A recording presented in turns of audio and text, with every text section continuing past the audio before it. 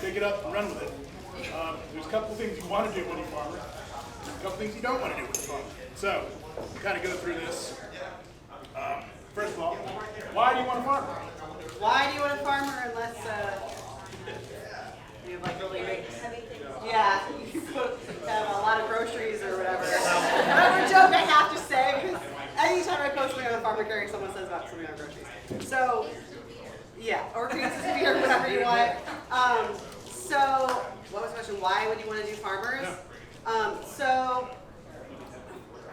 a lot of us are used to lifting and staying in one place, right? With farmers, there's movement involved, and a lot of it is a lot of core strength and lumbopelvic stability. So when I'm pulling this heavy stuff and moving with it, I have to keep my whole body stable as my legs are moving as well. So it's really good for core strength. It's really good for conditioning. I'm not just like doing jumping jacks here, no hate, but like it's so much harder to move fast with heavy weight. You will feel so out of breath. You're gonna increase your work capacity so much just by adding these to your program, and also grip strength. Now, farmers, you don't have to use it for grip strength. You can always, use straps or something like that. If you're going for a certain different goal or purpose, that's okay. But it's awesome for grip strength because everything's moving around.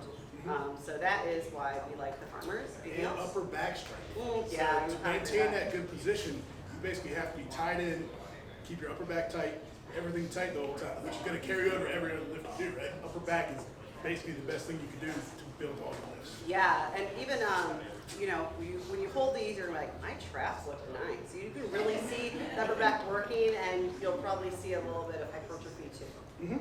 Absolutely. So we'll get into it. So setting up for the farmers, I like to get in. Feet are going to be in line with my hands. You don't want to be back here. You don't be way up forward here. So you want to make your pick with your torso as vertical as possible, so you make the pick with much about your hips and your legs as you can, not your low back. You don't want to be over here doing like a stiff leg deadlift with it, because that's going to be hard. You have a hard time getting your balance and running. So the more you can maintain that upright position, the quicker you're moving up, start taking quick steps. So with your steps, short, quick steps is what you want to be, because that's going to reduce the amount of movement you do. If you're taking long strides, you have a tendency to start doing this. It makes it harder to carry. So short, quick, choppy steps. That's the way to go. You get in here, hands centered. So if they're not centered, if you're picking towards the front, you're going to pick up, start leaning that way. Same thing. You're going to lean that way. Then they're going to have a tendency to hit the ground. So just hit the ground while you're running, trip up, hard to do. Centered. I got my feet directly under my hands. So I'm up high. And while I'm carrying these, I'm flexing my triceps and keeping my upper back kind of pinned. I'm not really excessively pulling back, but I'm here, head down, where I'm trying to get. That's it. There it is. Now, what about the angle of the handles? I like to kind of try to make them kiss in a little bit. That's kind of personal preference, so they don't cross on me. These longer ones, they'll have a tendency to kind of float inward on me. So I like to make the weights touch on them because it gives a little more point of stability. Not necessarily, it's a lot of people just carry them straight up and just keep them right up here. It's fine too. So it's just wherever. But you basically want to reduce all this movement. So you're locking those triceps, locking that back in, running just like that. And obviously bracing is super important with this exercise because that will help us. I know the worst is when I get a video from someone doing a farmer carries and they're farmer carrying like, their hips are going crazy, so you want to stay nice and stable. So I'll see it, I'll call you out on it. Be nice and stable so you get a good brace. We also, short, quick breaths to keep the brace and not letting that exhale because you need everything tight. I don't even breathe when I'm farming. I don't even breathe, but sometimes you're like going 50 feet. Sometimes you're going to need to breathe. You've got a minute long heavy carry, right? But we're just doing this for fishing. I don't breathe for 50 feet. I usually just hold my breath. Yeah, so ways you can kind of work this into your training too. You can work it heavy. After deadlifts are a great time to do it because you're already kind of primed, everything's working. You can do it for conditioning on a total different day. If you do, you can do sets down and back. Usually 50 feet's pretty common standard carry for us in contest. It could be part of a medley. It could be like a yoke into a farmer's, into a sandbag. It could be a heavy farmer's down, that kind of thing. conditioning way that you can work it. You can go lighter and just pick it up, do EMOMs with it, 10 rounds and 50 feet with it on something light, just gas you out too. Yeah. So, Heck, it's not always about how heavy you can go. It's basically about moving fast. yeah, So, both, yeah. Moving fast with heavy weights Right, with is heavy. the best. This is the pinnacle of it. So, we'll get into it and go. These, Question for you on that. So, I've seen some people when they grip it, they go under like that. yeah.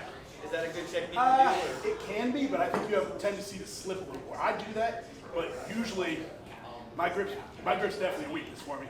So the more you do that, the more you can almost expect them to start moving and rolling. So people with good grip could almost end up just finger gripping this thing, because if you have the capacity to basically stop this thing after it rolls that far here, just start there. Especially if it's a short run, you can hold it there.